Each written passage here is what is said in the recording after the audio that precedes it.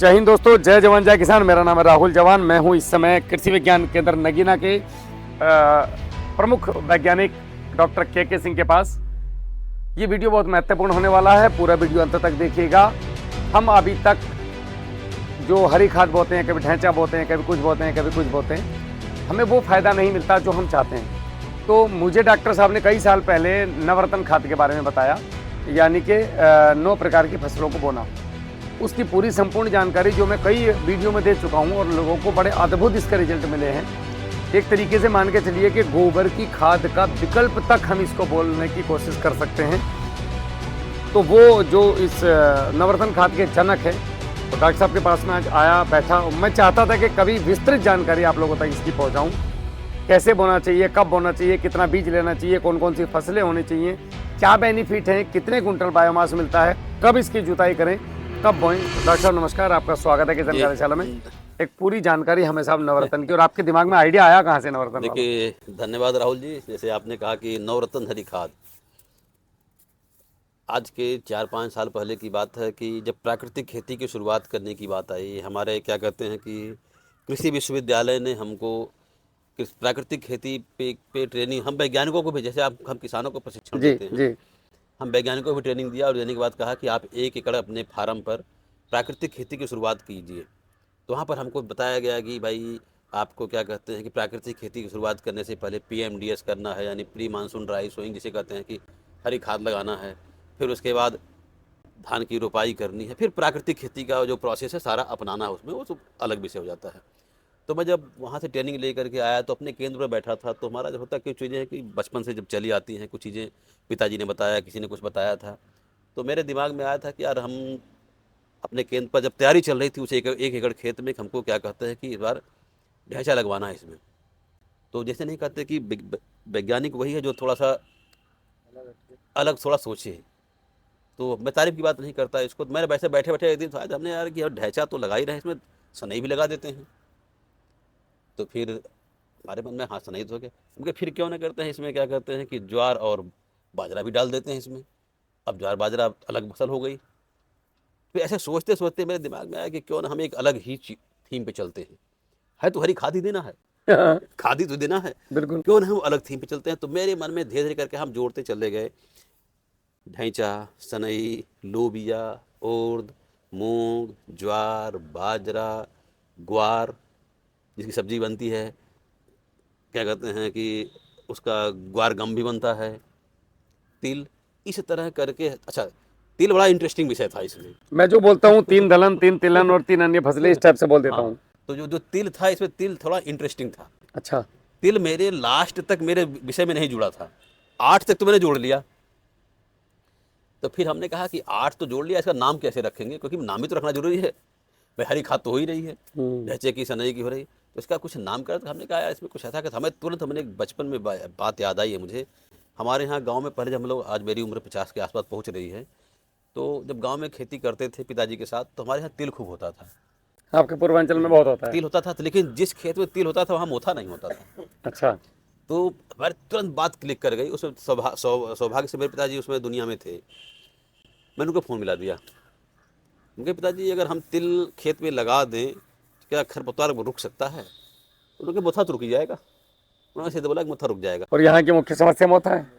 खेती में मोथा को कोई दवा नहीं खत्म कर सकती, जड़ से तो नहीं खत्म कर सकती, कुछ समय के लिए खत्म कर देगी फिर दोबारा आ जाता है।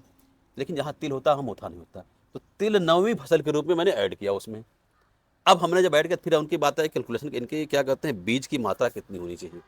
अगर सामान्य 1 एकड़ में अगर हम बात करें तो अगर ढैंचा का बीज लगता है कम से कम 18 किलो, 18 किलो बीज लगता है ढैंचे का बीज अगर सामान्य बोते हैं।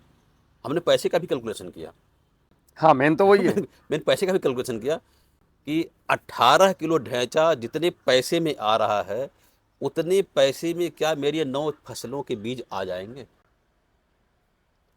तो हमने जब पहली बार हमने कहा भाई कि ज्वार बाजरा के बीज, तो ये कहा 250 रुपये किलो। हम कहा देसी वाला दो भाई, मुझे वो वाला नहीं लगाना है। हम सबसे सड़ा हुआ देते हम तरह। हमके सबसे सस्ता जो देसी वाला मिलता मुझे वो चाहिए, 50-60 रुपए किलो वाला चाहिए मुझे, है ना।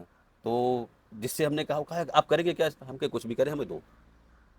तो हमने सबका कैलकुलेशन करते करते ढैंचा से लेकर के 8वीं फसल तक जो मैंने 9 फसल गिनवाया, तिल को छोड़ करके सबका हमने पहली बार जब कैलकुलेशन किया था 2 किलो लगाया था। अगर मैं पहला कहीं आर्टिकल पढ़े तो वहाँ 2 किलो लिखा होगा।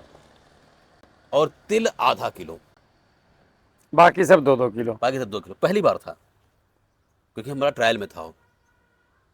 तो उसके बाद हमने बुआई कराया। बुआई कराने के बाद जैसे सामान्य तौर पे 45 से 50 दिन पे ढैंचे की पलटाई होती है, तो ये सारी चीज़ें 45 से 50 दिन में बहुत ज़बरदस्त तरीके से खेत में अपना घर बना लिया इन लोगों ने। जाल बना लिया, फैल गई। एकदम पूरा इतना ज़बरदस्त फैल गया, उसमें से आप इस पार से उस पार नहीं जा सकते थे, अच्छा। इतना ज़बरदस्त इन्होंने बनाया अपना। उसके बाद जब 50 दिन हुआ, 45-50 दिन, धान की रोपाई से 3 दिन पहले हमने इसको खेत में पहले सीधे हैरो चलवाया इस पर। वैसे लोग ढैंचा की पलटाई जो करते हैं पानी लगा के जुताई करते होंगे, आप सामान्य तौर पर देखते होंगे, हमने सीधा हैरो चलवाया इस पर। हैरो चलवाने के बाद इसमें फिर हमने पानी लगवाया, 3 दिन तक पानी लगवा करके, जिससे अच्छी तरह वो सड़ जाए, क्योंकि जब हरी खाद सड़ती है तो वो गर्माहट बहुत निकलती है। जैसे कि फसल को जो रोपाई होता है उस फसल अच्छा, को पहले इसकी जुताई कर दी हैरों से, फिर पानी भर दिया पूरा, पहले हैरो से जुताई करके पूरा हमने पानी भर दिया इसमें। और तो 3 दिन तक लगातार भरे रहे। हाँ, 3 दिन, एक दिन भर देंगे, 3 दिन पानी रुका रहा उसमें। फिर अगले बार उसमें क्या कहते हैं, पानी लगा करके, पानी भर करके क्या कहते हैं उसमें क्या कहते हैं, फिर हमने धान की रोपाई करवा दिया। जैसे जुताई कर ट्रांसप्लांटिंग है रुताई, हमारे पास ट्रांसप्लांटर था, हमने जुताई करवा दिया मशीन। अच्छा, वैसे ही वो टुकड़ों के साथ ही। हाँ, वो तब तक 3-4 दिन में गल गया। खाली ढांचे के अवशेष थोड़े बचे थे, बाकी तो उर्द मूंग लोबिया ये सब तो एकदम लापता हो गए। उसके बाद उस खेत में, अब आपको सही बता रहा हूँ कि जो प्रोटोकॉल प्राकृतिक खेती का था कि ये चीज़ें डालनी है, उसमें डाल तो दिया मैंने सब, जीवामृत, घन जीवामृत, सब कुछ। अगर उसको न भी डालते हम तो हमारा ये नवरत्न हरी खाद ही हमारा बासमती की पैदावार पूरा दे देता। बहुत बढ़िया। इतना उसने ज़बरदस्त खेत में अपना क्या ऑर्गेनिक मैटर बढ़ाने का या क्या कहते हैं बायोमास बढ़ाने का काम किया था उतना। फिर अगले साल फिर जब हमारा रिसर्च का विषय इस पे आया कि यार, क्योंकि थोड़ा सा पैसा ऊपर जा रहा था ढैंचा से, हमने फिर उस सारी मात्रा को 1.5 किलो पे किया। सारे बीजों की जो फसल, हाँ, उनके हमने 2 से 1.5 किया। तिल आधा किलो ही रखा। उस बार भी फिर वही रिस्पांस रहा। अच्छा, किसी के पास तिल अगर घर का है तो बढ़ा सकता है? हाँ, बढ़ा सकते, तिल बढ़ा 1 किलो डाल दीजिए, कोई बात नहीं। लेकिन जो हमने उसका क्राइटेरिया फिक्स किया कि इतना मिनिमम होना चाहिए, तो हमने जब फिर अगले साल उस पर किया तो 1.5 किलो जब किया हमने, तो रिजल्ट हमको वही सेम थे रिजल्ट। अब रही जगह ज़्यादा मिली ना फैलने के लिए। जगह ज़्यादा मिल गया उसको। अब रही बात, क्या हुआ कि ये जो नवरत्न हरी खाद की जो जर्नी थी, यहाँ से हमने शुरुआत किया, यहाँ चला, तो इससे जो जमीन के अंदर, अभी अपने बायोमास की बात पूछी थी, तो अगर वैज्ञानिक रूप से बात करेंगे तो उसमें कई बातें आएंगी। एक सामान्य किसान ने हमको सिखा दिया, मैं किसान से भी सीखता हूँ, अब उन किसान का नाम भी ले रहा हूँ मैं, कि बहुत अच्छे गन्ने के किसान हैं, अपने बिजनौर तिसोतरा गांव है। अच्छा, कुलवीर ताऊ जी। हाँ, चौधरी कुलवीर सिंह, मैं उनका नाम ले लेता हूँ भाई, हाँ, हाँ। देखिए जहाँ से कुछ ज्ञान मिले बिल्कुल जरूरी है। तो हमने ऐसे बात हो रही थी, हमारे यहाँ मीटिंग चल रही थी गन्ने की। अच्छा, ऐसी बात होती तो लोगों ने मुझसे कहा कि आपने जो नवरत्न खाद बताई थी राहुल भाई, उसके बहुत अच्छे रिजल्ट आए, आपको बहुत बहुत धन्यवाद। मैं उनको बोला भाई धन्यवाद मुझे नहीं, ये कृषि विज्ञान केंद्र के केवीके के डॉक्टर साहब हैं, और कई लोगों ने आपके पास अन्य जनपदों से कॉल भी आए हाँ, होंगे। बहुत आते मैं हैं सीधा नंबर देता हूँ, मगर भैया जनक वो हैं इसके, मैं तो केवल स्प्रेड कर रहा हूँ। तो जब आगे एक किसान कैसे एक वैज्ञानिक की भाषा, एक सामान्य भाषा में बोला उन्होंने। मीटिंग चल रही थी हमारे हाल में, कृषि गन्ना विभाग की गोष्ठी मीटिंग थी, ऐसे बात हो रही थी, बायोमास की बात आई, तो उन किसान ने, कुलवीर सिंह जी ने एक बात कहा, हम जितना उस खेत से, 1 बीघे खेत से जितना पैदावार ले रहे हैं, उतने कुंटल बायोमास जमीन में जाना चाहिए। बस अगर गन्ना 80 कुंटल लिया तो 80 कुंटल बायोमास जमीन में जाना चाहिए। जाना चाहिए। बहुत सिंपल सा गणित है। एकदम सिंपल सा गणित है। अब रास्ता कौन सा है, अब आपके ऊपर आजमाना है। जी।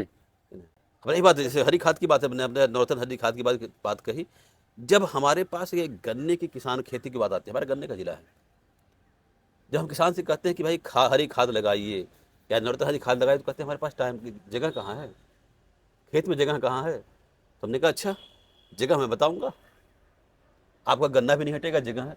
क्योंकि गन्ने की बुआई करते हैं क्या? हाँ, बुआई करते हैं, क्योंकि उसी में बिखेर दीजिए, बिखेर करके बुआई कर दीजिए। हम कहे 3-4, हम कहे 9, अगर 9 बीज नहीं लगा सकते हैं फरवरी मार्च में, तो 3-4 तो लगा ही सकते हैं। सनई, ढेंचा, उर्द, मूंग, लोबिया, तिल तो डाल ही सकते हैं। चलो और चीज़ें मत डालिए। अब रही बात, गन्ने में खुदाई कितने दिन पे होती है? 50 दिन में। हरी खाद की पलटाई कितने दिन में होती है? 50 दिन में। अब तो कोई बहाना नहीं चलेगा ना भाई कि हमें टाइम नहीं मिला। 5 फीट वाले में छोटा ट्रैक्टर चला के बीच में मिला दो। नहीं, अब किसान कर रहे हैं 5 बीघे में। जब जो जो छोटा ट्रैक्टर चल रहा है, किसान उसके बीच में हरी खाद ही ले रहे हैं। हरी खाद लेकर के बहुत अच्छी तरह पलटाई कर रहे हैं उसमें। आज किसान को उत्पादन वाली फसल लगाने से ज्यादा हरी खाद की जरूरत है। हाँ, तकनीकी की बात जरूरत है। तकनीकी बस हमने कहा, तकनीकी ज्ञान संपन्न किसान। तकनीकी जहाँ आप किसान अपनाना शुरू करेगा, और तकनीकी के लिए हमारे जो, अब देखो एक बात और मैं छेड़ दूँ, क्योंकि हम शुरू से ही हमारी एक आदत रही है कि अकेले कितना चिल्लाओगे। तो 2011 की बात बता रहा हूँ मैं, जब हम लोग सहारनपुर में थे, वो चीज़ हमने यहाँ पर भी किया। हुआ क्या कि हम लोगों ने लगभग 100 किसानों का एक ग्रुप बनाया, जिसे हम ब्रांड एम्बेसडर बोलते हैं। उनको ट्रेंड कर करके, हर चीज़ उनको जानकारी बता करके, वो हमसे पूछ पूछ करके वो बताने का काम शुरू कर दिया, जिसमें आप खुद हो। जी आप इस खेती के कृषि विज्ञान केंद्र के ब्रांड एम्बेसडर हो, जी। कि तकनीकी को बढ़ावा देने में लिए किसानों के लिए आप भी काम कर रहे हो। किसानों को जाकर बता रहे हो, पूछ रहे हो कि डॉक्टर साहब हमको ये बताना है, अब ये इसमें क्या बताएं। तो आप लोगों का ज्ञान और मेरी मेहनत इस लेवल तक ले आई कि एक कृषि सलाहकार समिति को, वैज्ञानिक समिति है, हाँ, तो आप ही ने उसके लिए रिकमेंड किया। तो वही कहने का मतलब है कि ये ब्रांड एम्बेसडर। ऐसे ही हमने जब वहाँ किया था, इस चीज़ को ICR, जो कृषि की सबसे बड़ी संस्था है, 2011 में उनको उसने साइटेड किया, जब अवार्ड मिला वहाँ पे ना, साइटेड किया कि 100 प्रोग्रेसिव फार्मर्स को डेवलप किया एज ए एक्सटेंशन एजेंट। वो चीज़ मैंने यहाँ पर भी किया। हमारे जो अच्छे किसान, राहुल चौधरी हों, राहुल जवान जो भी आप कहिए, या सरविंदर चौधरी हों, जैसे ऐसे हमारे पास किसानों की पूरी फहरिस्त है। हाँ पूरे। अगर ये किसान 10 किसान को भी बता रहा है, तो तकनीकी कितनी तेज़ी से बढ़ती है। बिल्कुल। अगर नवरत्न हरी खाद इस जनपद में या इस जनपद के बाहर बढ़ी, प्रभु ये तो भारत में पहुंच गई पूरे। तो ये हमारे ब्रांड एम्बेसडर जो किसान हैं, आप जैसे लोग और जो लोग जो काम कर रहे हैं, इनकी भूमिका है। अपना काम तो अच्छा कर ही रहे हैं, और देखिए होना भी चाहिए। भला तभी हो सकता है अगर मेरी खेती अच्छी हो रही है, तो मेरे पड़ोसी की मैं भी पूरे देश को अपना समझूं। नहीं, मेरे पड़ोसी की भी खेती अच्छी हो जाए, मेरे गांव की भी खेती अच्छी हो जाए। जिस दिन ये धारणा हमारे प्रगतिशील किसान के दिमाग में आ गया, हमारे सारे किसान की क्या कहते हैं, उद्धार हो जाएगा। हमारे सारे किसान की क्या कहते हैं कि फसलों की उत्पादकता या उनकी जेब की उत्पादकता अपने आप बढ़ जाएगी। अच्छा, कितना कुछ मिलता है इस नवरत्न खाद से? देखिए, नवरत्न खाद से अगर अभी कुछ कैलकुलेशन तो आपने किया होगा सफलता के बाद। अभी हम उसको लास्ट कैलकुलेशन पे नहीं गए हैं अभी, लेकिन हाँ, उसके अंदर जो होता है इतना नाइट्रोजन, जैसे कुछ फसलें होती हैं उसमें 35% तक नाइट्रोजन देती हैं, समझ रहे हैं ना। कुछ फसलें उसमें लगभग क्या कहते हैं, आपका क्या कहते हैं, लोबिया ऐसी फसलें उसमें 60% तक नाइट्रोजन देती हैं उसमें, है ना। तो ये सब उतना, इसमें फास्फोरस रिच भी है कुछ। हाँ, क्योंकि इनका क्या है कि जो फसलें हमारी हैं उनके अंदर नाइट्रोजन, फास्फोरस, पोटास उनके बॉडी के अंदर, यानी तने के अंदर होता है, वो सारा वहीं भी जा रहा है। अब हमारा लास्ट फेज में चल रहा है कि हमारा जिसमें हमारा 4-5 साल का ट्रायल हो जाएगा, पूरा हो जाएगा, तो हमारे उस ज़मीन में लगातार हमने जो नवरत्न हरी खाद लगाई है, कि जब शुरुआत हमने कहा था, कहाँ से चले थे हम, कि आज हमारा, देखिए होता क्या है कि लोग कहते हैं कि ऑर्गेनिक मैटर ज़मीन में बढ़ाना चाहिए, जीवांश मात्रा ज़मीन में बढ़नी चाहिए, कहते हैं ना। जादू की छड़ी नहीं है समय लगता है। कि 0.3% है, उसको आप 2% या 1.5% या 8% समय एक साल में कर देंगे। आपने कितने सालों में उसको ख़त्म किया है, कितने सालों में ख़त्म किया, उतने सालों में उसको फिर रिवाइव करना पड़ेगा। उसकी स्पीड बढ़ा सकते हैं रिवाइव करने की, आप रिवाइव करने की, उसको वापस लाने की स्पीड बढ़ा सकते हैं। अब जैसे मैं, अब जहाँ हमारा अपने प्राकृतिक खेती हमारा जहाँ ट्रायल लगता है जी, जब उस हमने प्लाट का, जब जिसमें लगाने से पहले हमने एक जीवांश की बात करते हैं, जब हमने लगाया था तो हमारे वहाँ पे लगभग उसका जो हमारा उस खेत का जो जीवांश की मात्रा थी लगभग 0.4% के आसपास थी, ठीक है। अभी जब हमने क्या कहते हैं, इस बार हमारा धान लगा है, धान कटने से पहले, जब गेहूँ और धान के बीच में जो समय था, जब हमने टेस्ट करवा, अपना लैब में टेस्ट किया उसका कि जीवांश की मात्रा कितनी बढ़ी, 4 साल के बाद, 4 साल का ट्रायल चल रहा है, हम 0.5 पहुँचे हैं। इतना करने के बाद कितना अच्छा था, 0.4 से 0.5। लेकिन अब क्या है कि 0.4 से 0.5 पहुँचने में टाइम लगा, लेकिन अब स्पीड बढ़ रही है, हाँ, क्योंकि अब उसको सारी चीज़ें मिलती जा रही हैं, अब जल्दी बढ़ेगा। हमारा टारगेट ये है कि हमारे किसान का जो जीवांश की मात्रा है, हो सकता है अभी जब हमारा धान कटाई हुई है इस समय भी हमने उसका सैंपल लिया, सैंपल लेने के बाद जब टेस्ट करेंगे अभी हम, हो सकता है हमारा तो जीवांश की मात्रा 0.8 तक पहुँच सकती है, 6 पहुँच सकती है। क्यों? क्योंकि हमारा बहुत तेज़ी से उसमें, क्योंकि उसमें हमने ये क्या कहते हैं, नॉर्दन हरी खाद का अकेले रोल उसमें नहीं रह गया। उसमें जो हमारे फसल के जो अवशेष हैं उसका भी रोल आ गया उनका भी उसमें। रोल आ गया। जो हमारी धान कटाई होती है उसके जो ठूंठ थे, हमने उसको बाहर नहीं जाने दिया, सबको उसमें डंप कर दिया हमने। जब उसमें सब डंप कर दिया, वो भी खाद बना रहे हैं उसमें जाकर के, जीवांश की मात्रा बढ़ाने का काम कर रहे हैं। तो जीवांश की मात्रा बढ़ाने के लिए हमारे किसान को खेती के साथ साथ इस पे ध्यान देने की बहुत ही ज़रूरत है। अगर किसान इस चीज़ को नहीं करेगा तो आगे खेती संभव नहीं है। बिल्कुल नहीं है, दुनिया विलुप्त हो जाएगी डायनासोर की तरह, हाँ, इतनी बुरी हालत है। तो नवरत्न खाद डॉक्टर साहब लोगों को लगाना चाहिए, और मेरी बड़ी इच्छा थी आपका एक इंटरव्यू लेने की, इस पर विस्तृत। बहुत बहुत धन्यवाद आपका, बहुत मेहरबानी। जय हिंद। जय हिंद।